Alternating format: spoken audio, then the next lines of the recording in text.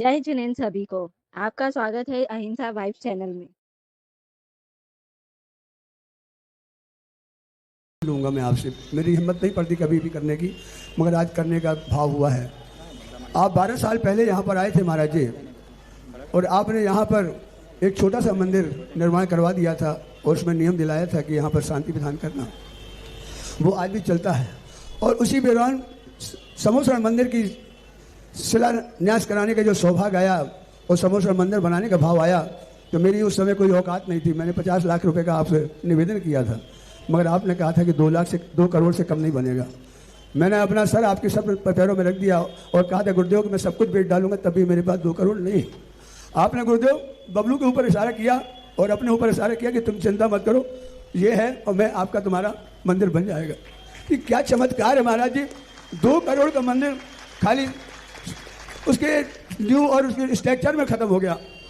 उसके बाद मैंने कहा कि महाराज जी, ये कहने लगे कि भैया इसका सीमेंट से करवाए देते हैं। तो मैंने कहा बेटा, आचार्य जी ने कहा था जगदलपुर में कि देखो ये 24 समोसे इन्होंने थर्माकोल के बनाए हैं और अब ये पत्थर का बनाने जा रहे हैं, अब तुम्हारी जैसी इच्छा हो। तो इसने वही आपकी भाषा बोल दिया, पापा चिंता मत करो, हम गुरु जी के पास जा रहे हैं। आपके पास गए, आपने कहा नहीं ठीक है पत्थर का बनाओ। पत्थर का बनने के बाद मैंने कहा बेटा मेरे ये 2 प्लाट हैं और इनको आप बेच के इसमें लगा दो। तो ये कहता है कि महाराज जी ने ये कहा कि तुम्हारा कुछ नहीं बिकेगा, समझे। तो मैं ये आपकी दोनों चीज़ें कभी नहीं बेचूंगा, मैं जो भी करूँगा स्वयं करूँगा। आज तक इस लड़के ने महाराज जी उस चीज़ में हाथ नहीं लगाया मेरी चीज़ में, और आज 10 करोड़ का मंदिर कैसे बन गया हमारी समझ में नहीं आता। ये आपका क्या चमत्कार है, या लोग कहते हैं कि चमत्कार नहीं है। मैं आज स्वयं कह रहा हूँ कि ये चमत्कार नहीं, चमत्कार से भी बड़ा चमत्कार है कि जिसके ऊपर गुरु का हाथ है उसके लिए क्या बात है। और अभी भी मेरी भाव नहीं थे, इसने कहा था कोई अपन को लेना नहीं महाराज जी, बोली नहीं लेना क्योंकि अपन को मंदिर तैयार करना है अभी। मगर यहाँ तक आने के बाद मेरे को ये लगा इस लड़के ने मेरे को इतना दिया और मैं अपना कुछ नहीं कर पा रहा हूँ। तो मैंने कहा कि नहीं, मैं अपने सामने इसको कुछ ना कुछ बनाना चाहूँगा, मैं अपने दोनों प्लाट बेच के इसको सौदर में बनाऊंगा। उसके लिए मैंने बोली मेरा और कोई भाव नहीं था, समझे। उसके बाद भी नहीं मिली तो मैंने कहा कि कुछ ना कुछ तो मिल जाए। उसके बाद मैंने इसको माता पिता के लिए आग्रह किया, ये तैयार हो गई। महाराज जी लोगों का ये कहना है कि पैसा आता कहाँ से। अब मैंने क्या कहाँ से आता मेरे को खुद नहीं मालूम, मेरे हाथ में कुछ रहता ही नहीं है। और हकीकत महाराज जी मेरे को नहीं मालूम कहाँ से ये ला के दे देता है और मैं पेमेंट करता जाता हूँ, मगर लोगों को शंका है। तो मैंने कहा भैया मेरे पास 2 बैंक है, इस लड़के के पास एक सुधा सागर बैंक है, एक बड़ा बाबा का बैंक है, जो वहाँ जाता है शांति धारा करता है और गुरु जी के पास जाता है और मेरे को पैसा ला के दे देता है। मैं हकीकत बोल रहा हूँ महाराज जी, मेरी औकात आज भी कटने वालों को सबको मालूम है कि मैं कितना फुटपाथ पे था और कहाँ था, और आज भी मैं वहीं हूँ। तो मेरा आपसे निवेदन है कि मेरा एक भाव और है, मेरा एक भाव ये है कि मेरा मरण जो हो समाधि के साथ हो, और दूसरा नमोस्तु भगवान। मगर मैं एक बात और लोगों से कहना चाहता हूँ कि आज आप लोगों को क्लियर हो जाएगा कि पैसा कहाँ से आता है। लोगों को बड़ी शंका है, बहुत शंका है महाराज जी कहाँ से आता पैसा, जब इनके पास कुछ औकात ही नहीं है तो पैसा आता कहाँ से। तो गुरुदेव एक बार लोगों को ये बता दो कि पैसा कहाँ से आया है। देखो मैं वो खदान तो बताऊंगा नहीं जहाँ से आता है, लेकिन इतना जरूर कहूँगा कि आज जिस समय कुछ नहीं था वहाँ, उस समय मैं विजय बाबू कह के गया था कि तुम विधान मत छोड़ना है, और वह विधान अविरल रूप से सब कुछ छोड़ा, लेकिन अविरल रूप से आज कितने 10-12 साल हो गए, 13 वर्ष हो गए, तब से निरंतर शांति विधान वहाँ कर रहे। यह इनका कमाई का साधन है। कमाया, मैंने कहा ना, भगवान कमाते नहीं हैं, हमारे देते नहीं हैं, लेकिन एक ऐसी ताकत दे देते हैं। वो मैं अपने भक्तों को तालाब नहीं बनने देता, मैं अपने भक्तों को कुआं बनाता हूँ। और कुएं का हाल क्या होता है, आप कुएं को पहले, अब तो आप लोग कुआं पर जाते ही नहीं हो, पहले कुएं को आप देखना, जो गांव में कुएं होते थे वे शाम को सारे कुएं खाली हो जाते थे, कुछ भी नहीं बचता था, और वहाँ के लोग आराम से घर्राटे लेकर सोते थे, और सुबह 4 बजे उठते थे, और अंधेरी रात में 4 बजे जैसे ही बाल्टी को रस्सी बांध करके कुएं में डालते थे, पानी डूब डूब डूब करके भर के आ जाता था। तो धर्मात्मा जीव को कुएं के समान होना चाहिए। कोई झांकेगा तो उसमें कुछ भी नहीं है, लेकिन सुबह जब बाल्टी डालेगा तो बाल्टी, भरी हुई बाल्टी आती है। इनके समर्पण ने, इनके त्याग ने आज पूरा कटनी समोषण का सबसे बड़ा, कोयला वालों की तो प्रशंसा लोग इसलिए नहीं कर रहे हैं कि ये तो पूरा क्षेत्र बना दें तो भी इनके नाखून का मैल भी निकलने वाला नहीं है। एक पुण्यात्मा जीव हैं उत्तम चंद जी, अपना इतना पुण्य लेके आए हैं, पुण्य है इनका, लेकिन इनके परिवार का, इनकी स्थिति के पास तो हर व्यक्ति है कि आज पुण्य की भावना की कद्र है। कोई ऐसा धन आने का कोई नहीं, भावना है। भावना जब फलीभूत होती है तब 10 करोड़ तो क्या, कितने भी यदि ये सोने का बनाते तो समोषण सोने का भी उनके हाथ से बनता। क्या चामुंड राय की ताकत थी कि इतना पत्थर काट के दे दे कि जितना मूर्ति जब बनती है तो प्रारंभ में कितना पत्थर छटता है? क्या इतना चामुंड राय के पास सोना था कि वो इतना पत्थर दे दे, इतना सोना दे दे? लेकिन उसने भावना कर ली कि मैं इतना सोना दूंगा। नेमी चंद आचार्य महाराज कहते कितना सोना, जितना पत्थर छटेगा उतना। बोले हाँ साहब। बोले है कितना? बोले है तो 2-4 किलो पड़ा होगा। लेकिन उसी में से निकालते हुए देते गए। आप लोगों ने एक देखा होगा, पहले भोजन के भंडारे चलते थे और भंडारे में एक व्यक्ति जाकर भंडारे में से भोजन देता था। परोसने वाले अलग होते थे और वो उपवास करके बैठता था और सबको एक कपड़े से ढांक देते थे सारी मिठाइयाँ, और कपड़े से ढांक करके और नीचे से निकाल करके वो देता जाता, अभी भूखा है वो, और निकाल करके सबको देता जाता। 1000 रुपये का 1000 लोगों का सामान बनता था, 1000 लोग मिठाई, और लोग बताते हैं कि 5000 लोग भोजन करके वो भंडारा भरा रहा। किसका परिणाम? वो उपवास का परिणाम, वो उसका भावना का परिणाम है। और आज कैटर्स पहले खा लेते हैं, बाद में परोसते हैं। ऐसे ही इन्होंने भोजन इतने दिन तक भोजन नहीं किया, पहले विधान करेंगे, इनको बीच में चक्कर आने लगे तो हम लोगों ने आगे बताया कि महाराज लेट हो जाते हैं, वहां से आते हैं, चक्कर आने लगे। पर इन्होंने कहा नहीं, विधान के पहले तो मैं नहीं खाऊंगा जब तक मेरे मन में तक में ताकत है। तो ये भंडारे के समान सिद्धि होती है। ये कुछ नहीं कह सकते कि उसमें कहाँ से आया, कैसे आया, ये सिद्धि का कारण बनता है, एक भावना बनती है। एक राजस्थान की एक घटना है, एक 11 लाख रुपए का मंदिर एक माँ जी ने सुना तो उन्होंने 11,000 समझे, तो उन्होंने बोल दिया एक मंदिर हमारी तरफ से। अब दाद बढ़ी, अब घर जाके तो उसकी हवा खिसक गई। घर वाले कहने लगे वो भी हैसियत उनकी कुछ थी नहीं। बोले 11 लाख का? बोले नहीं 11,000 का है। बच्चों ने कहा, अब बच्चे लोग आ गए और कहने लगे महाराज जी मेरी तो हैसियत ही नहीं। तो मैंने मना कर दिया, मैंने कि भाई बोल दिया कोई बात नहीं, अपन माजी नहीं, मैं दानियों के प्रति बहुत उदार हूँ। जिन जिन को कभी मेरे सामने दान बोला हो और वापस लेना हो तो मैं पीछे से आशीर्वाद देके वापस कर दूंगा तुरंत। लो भाई खुशी, मुझे दान चाहिए, उनका दान दे मन हर्ष विषय के, हमें आनंद, कोई टैक्स थोड़ी लेना। आनंद के साथ आनंद उछलना चाहिए, दान देने के बाद आनंद ऐसा उछलना चाहिए, और वो भाव मेरा होता है। तो मैंने कहा नहीं कोई बात नहीं, नहीं समझ पा रहे। एक बच्चे के मन में भाव आया, बोले महाराज जिंदगी में माँ के मुंह से निकला है और मैं मना कर रहा हूँ। उसने कहा नहीं माँ के मुंह से निकला है, मैं तो अब इसको जो होगा जो करूँगा। आज उसने उसी राजस्थान में वह मंदिर तो बनाई, 11,000 की हैसियत नहीं थी, और आज कम से कम 5 से 10 करोड़ रुपए का दान दे चुका है, और आज करोड़ों देने की ताकत है। मात्र एक भावना पर, नहीं भूल गया, मुंह से निकल गया, माँ के द्वारा निकला है, मंदिर तो बन के रहेगा। तो ये जब भावनाएं होती हैं, हैसियत नहीं है फिर भी कह दिया कि मंदिर बनेगा, समोषण बनेगा। और ऐसा समोषण कि अभी भारत में ये समोषण देखने लायक है जो अभी क्षेत्रोदय बना है। मैंने तो, क्योंकि मैं बाद में नहीं देखता हूँ, मैं बाद में नहीं देखता हूँ, मैं तो शिल्पी हूँ, पत्थर में ही मूर्ति देख लेता हूँ। तुम लोग व्यापारी हो, माल देख के कीमत लगाते हो, और हम पत्थर को देख के ही कीमत लगा देते हैं कि पत्थर है तो पत्थर की कीमत बोलो। तो ये भावना और समर्पण का भाव है कि आज असमर्थ होकर के भी इतना समर्थ इनको आया। और मेरा भाव हमेशा एक ही रहता है कि दान के अंदर ऐसे परिणाम बनना चाहिए जिससे यह दान किसी चीज़ को बेच करके नहीं, जो चीज़ है उसमें कमा करके देना। और होता ऐसा ही है। हमें जैनाचार्यों पर, मुझे धर्म पर इतना विश्वास नहीं है क्योंकि मैं धर्म जानते ही नहीं। मुझे विश्वास है उन आचार्यों पर, उन भगवान पर जो सत्य महावृत्ति थे, वो कभी झूठ नहीं बोल सकते। उन्होंने लिखा है तो सही ही लिखा है। धर्म को तो अपन जानते नहीं है, धर्म तो अदृश्य है, मोक्ष अदृश्य है, लेकिन हमारे भगवान, हमारे आचार्य ये दृश्य हैं, ये सत्य महावृत्ति हैं। और सत्य महावृत्ति कभी भी हमारे लिए झूठ नहीं बोलता। क्यों दान का उपदेश दिया? क्या तो भक्तों के प्रति धन बुरा लगता है? धन क्या बुरा लग रहा है हमारे भक्तों के प्रति? नहीं, बुरा नहीं लगता है।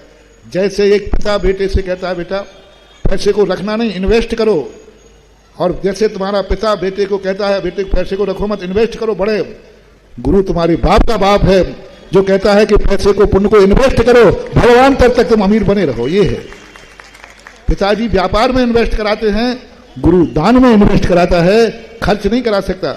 जो गुरु तुम्हारा खर्च कराए वो गुरु हो नहीं सकता, इन्वेस्ट कराता है। ये दान की जो परंपरा बनाई है गुरुओं ने, वो इन्वेस्ट की परंपरा बनाई है कि तुम धन को इन्वेस्ट करो, और इतना इन्वेस्ट करो कि आज जो है, आज जो तुम अमीर हो कल भी रहो, परसों भी रहो। आज 11,000 के लायक है, कल 11 करोड़ के लायक बनो। ये जो भाव गुरुओं का होता है वो बात है उनकी करुणा। ये बात मैंने आचार्यों की पकड़ ली कि आचार्य हमारे परम हितैषी हैं, हमें दान के बहाने खर्च नहीं करा रहे हैं, इन्वेस्ट करा रहे हैं। और यह इन्वेस्ट जब फलता है पता नहीं कौन से दरवाजे से कहाँ से आ जाता है, ये तुम्हें कोई खबर नहीं लगती। आप लोग देते हो तो उसकी खबर दुनिया को देते हो, लेकिन धर्म तुम्हें चुपके से किस बहाने दे देता है उसकी तुम्हें कोई खबर नहीं रहती। आप लोग धर्म को करते हो, सबको मालूम रहता है, सबको बता देते हो, लेकिन धर्म जब चुपचाप तुम्हारे लिए देता है, ये आज तुम्हारे पास 2 पैसा है महानुभाव, मत समझना कि तुम्हारी मेहनत का पैसा है। मेहनत तो मजदूर भी करता है, मेहनत तो भिखारी भी करता है, मेहनत कौन नहीं करता है, लेकिन सबकी किस्मत में धन नहीं आता। आज जो तुम्हारे पास धन है, नियम से वह धन तुमने कभी ना कहीं दान रूप में दिया। आज भरत चक्रवर्ती का दान था, उसने क्या बात कही, रावण के पास धन था, उसने पाप में लगाया, भोग विलासता में लगाया।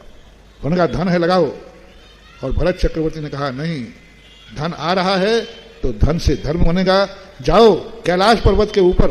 दोनों ने धन लगाया, रावण ने सोने का महल बनवा दिया और भरत चक्रवर्ती ने सोने के मंदिर बनवा दिए। दोनों ने खजाने खोल दिए, दोनों ने खजाने खोल दिए। लगाओ, एक ने मंदिर में लगाया, एक ने महल में लगाया।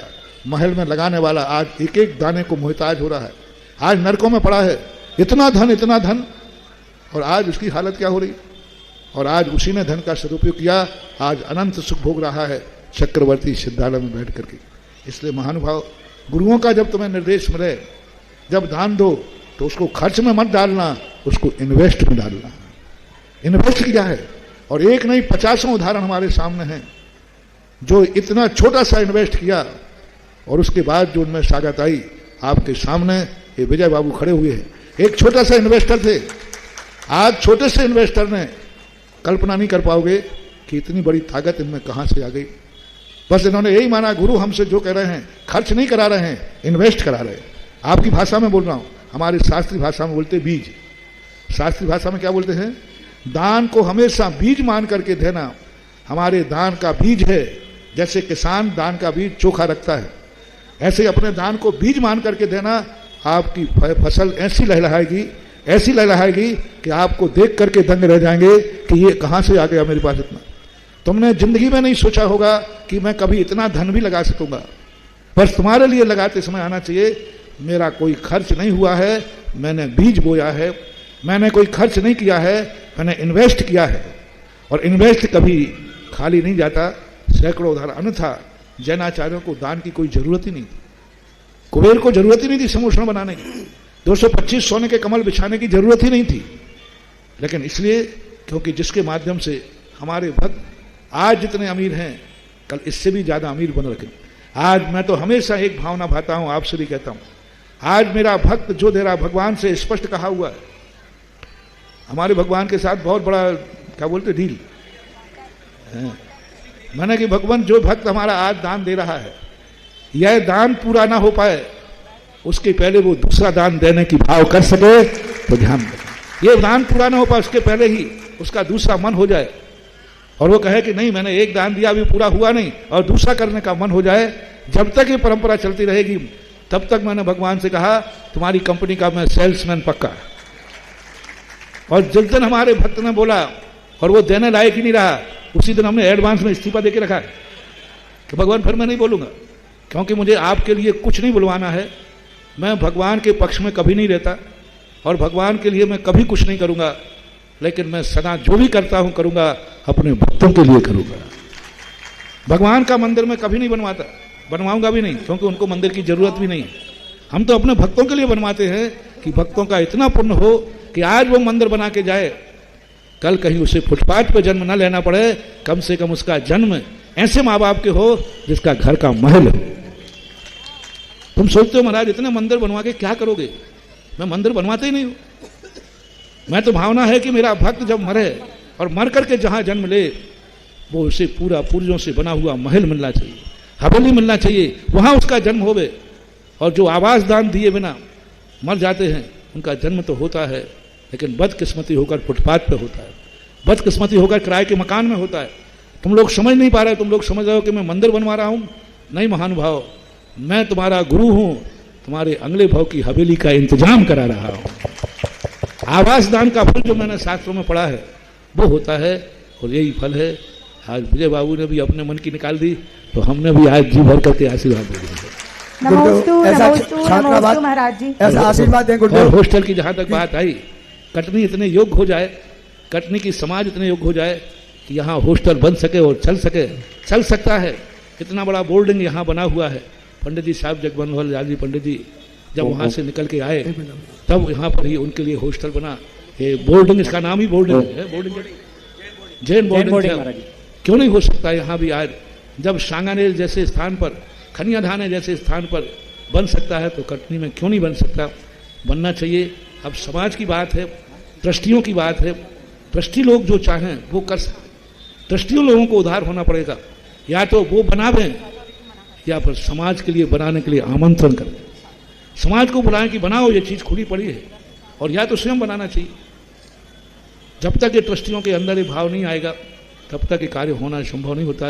इतना बढ़िया बोर्डिंग है, चलना चाहिए। संस्कृत महाविद्यालय चलने लगे, इसका नाम संस्कृत महाविद्यालय था, बोर्डिंग थी।